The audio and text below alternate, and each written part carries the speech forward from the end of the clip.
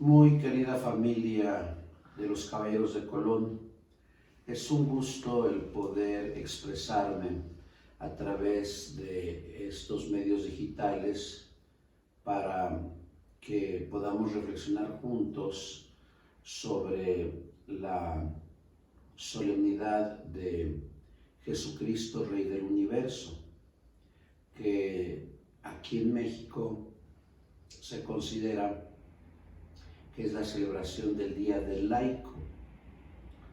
El derecho canónico afirma que todos los fieles cristianos somos tales por el sacramento del bautizo, pero que aquellos que siguen radicalmente a Jesús a través de la castidad se les llama clérigos, y estos son los diáconos, transitorios, los presbíteros y los obispos.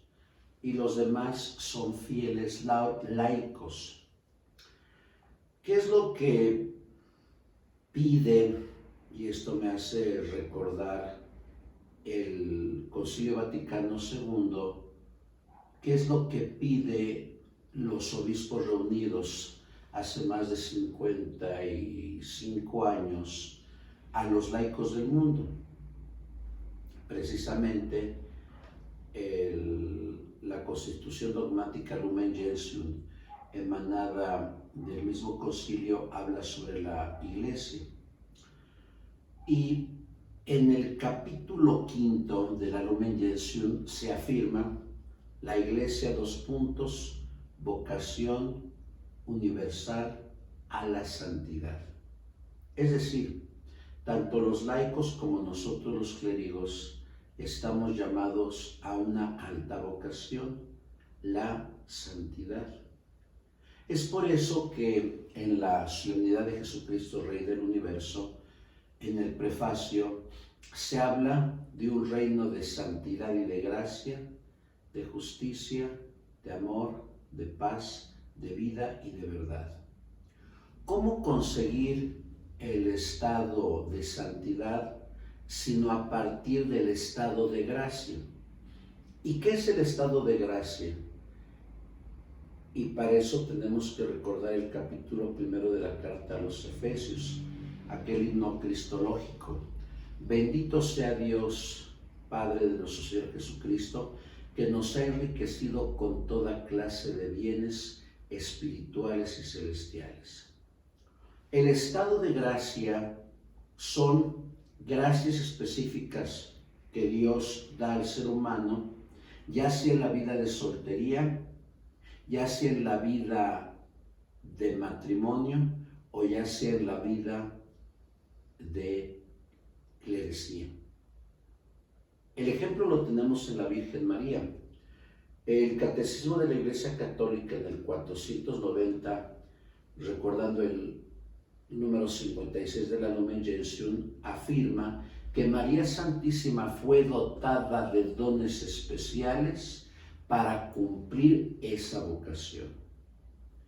Y aquí hay una frase bellísima de San Agustín: concédeme lo que mandas y mándame lo que quieras. Si para la fe católica toda vocación es un llamado de Dios, entonces la vocación a la soltería es un llamado de Dios, la vocación al matrimonio es un llamado de Dios y la vocación al orden sacerdotal es un llamado de Dios. Por eso dice Agustín: concede la gracia que necesito para que haga lo que tú mandas. Y después manda lo que tú quieres, pídeme lo que tú quieres. Ese es el estado de gracia.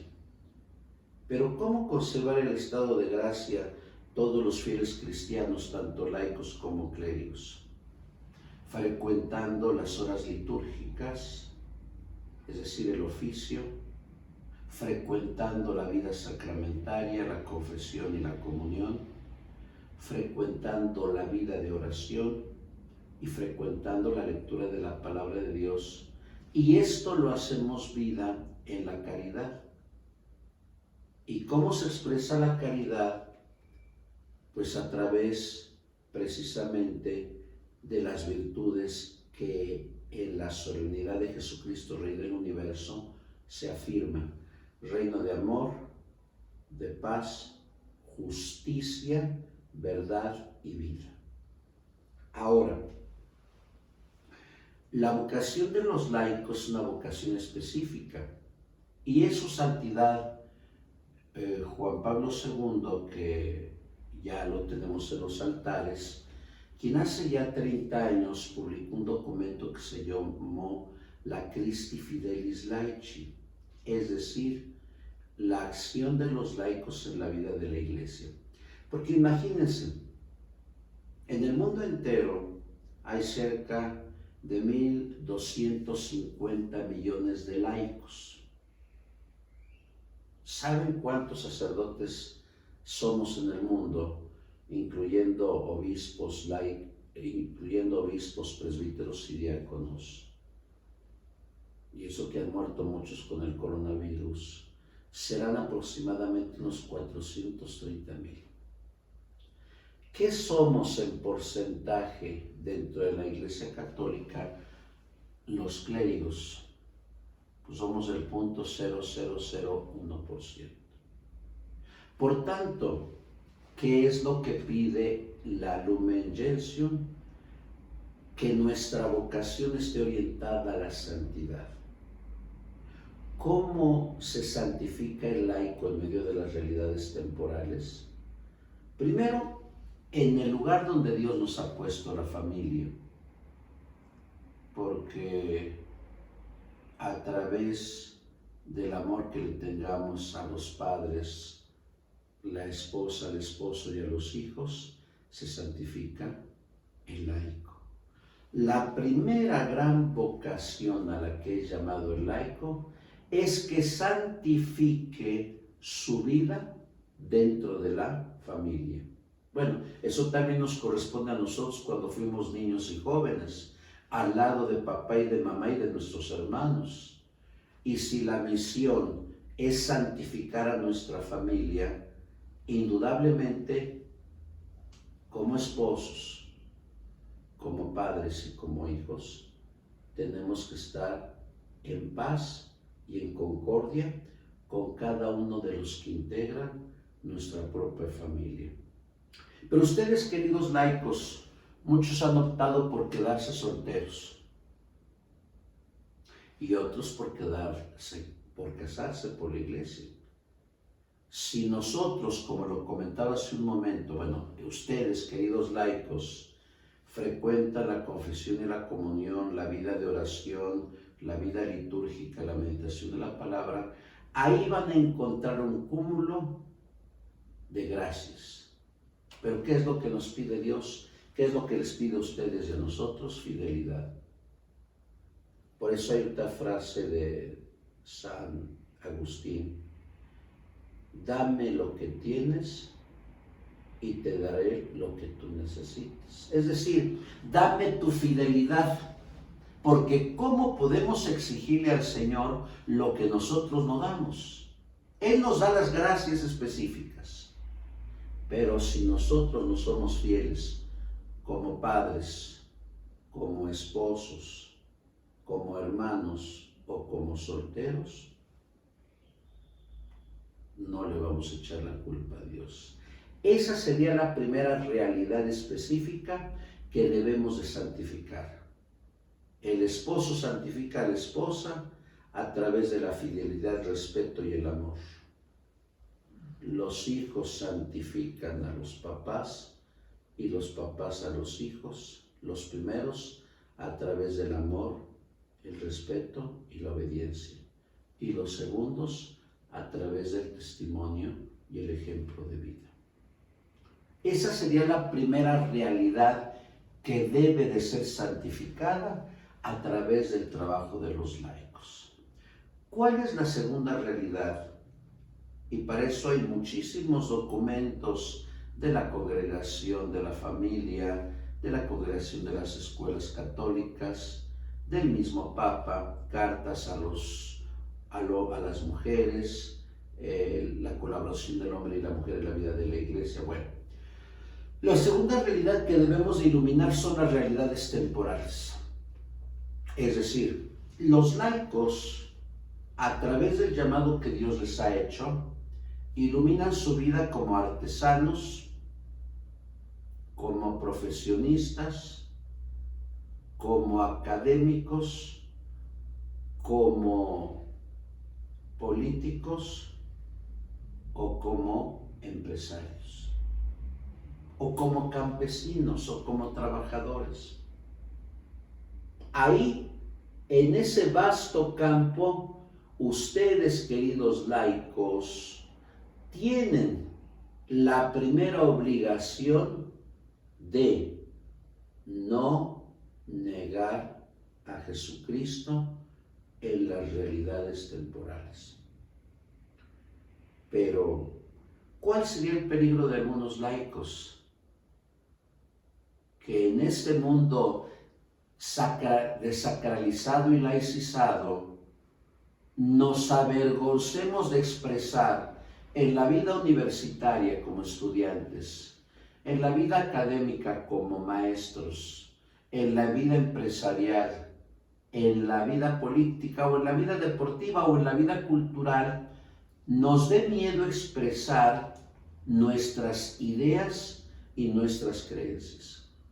Y es por eso, como dice el Papa Francisco en la Lumen Fidei, después del número 98, que muchos laicos se avergüenzan de su fe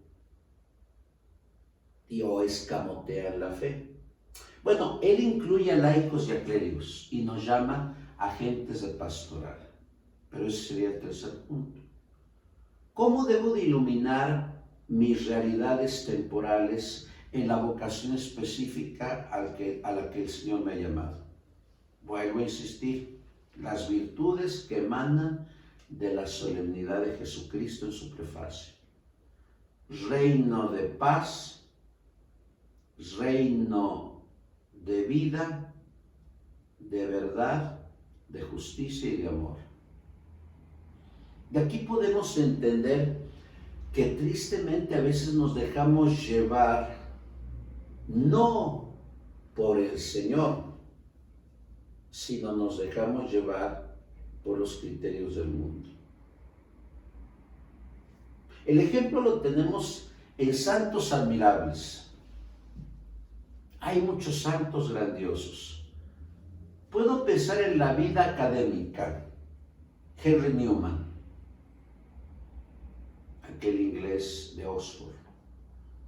O puedo pensar en la vida académica un hombre grandioso, Palafox y Mendoza.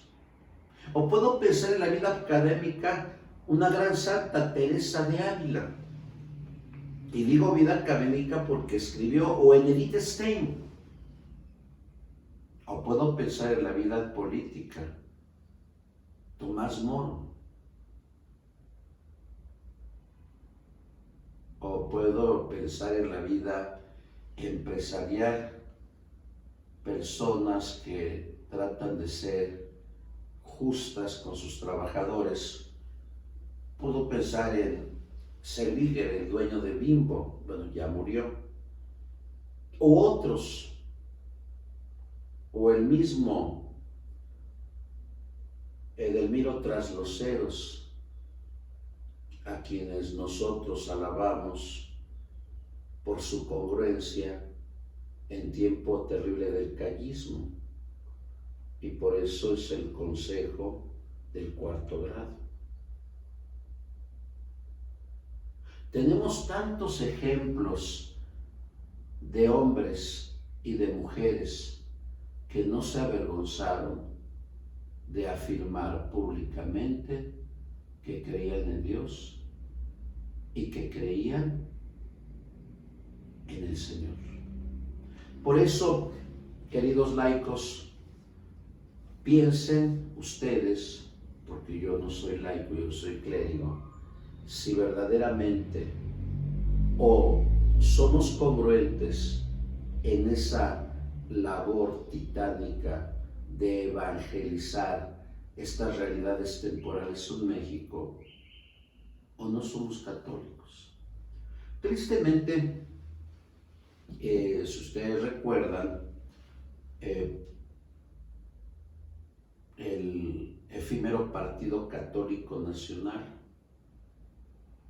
o el efímero, allá por los años 10 y 20, efímero gremio de trabajadores católicos, que fue efímero. Hay tanto que hacer. Insisto, lástima que en México, pues muchas de nuestras leyes sean antirreligiosas, pero específicamente anticatólicas. ¿Quién puede iluminar eso? Ustedes, laicos.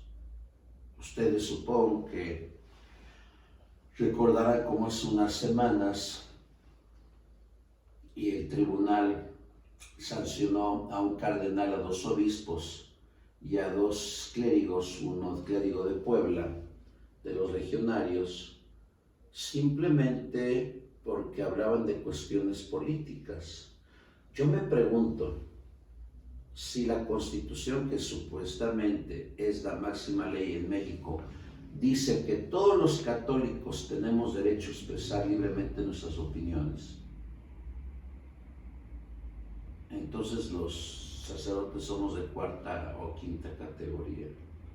Y ustedes saben que una ley inferior no puede contradecir una ley superior. Ahí está el trabajo de los laicos ante todas las situaciones que pasan en nuestra patria. Yo no he visto un colegio de abogados católicos que defienda lo que debemos de creer. No he visto un colegio de abogados, de médicos, de ingenieros, de arquitectos, no sé, hasta de historiadores, ante las desgracias que ocurren en nuestra patria. Y aún veo hoy, con tristeza, que nuestras universidades están dormidas. No hablamos, nos quedamos callados. Y al quedarnos callados, nos hacemos cómplices de las injusticias. Y tercera realidad que deben iluminar los laicos. Ya hablamos del ámbito del matrimonio y la familia, hemos hablado de las realidades temporales en las distintas áreas del quehacer humano, y la tercera realidad que debemos iluminar es qué movimiento, qué grupo de apostolado escojo yo para transitar en él. Liturgia, música, grupo de jóvenes, grupo de matrimonios, grupo de familias. Qué bueno que ustedes, queridos caballeros de Colón, han escogido esta organización laical. Qué bueno que al padre Michael J. McGivney, con una vida muy efímera pero eficaz, porque supo orientar a los laicos de su tiempo a defender a aquellas viudas que no tenían absolutamente nada ante un inclemente protestantismo en Estados Unidos que quería acabar el siglo antepasado a los laicos.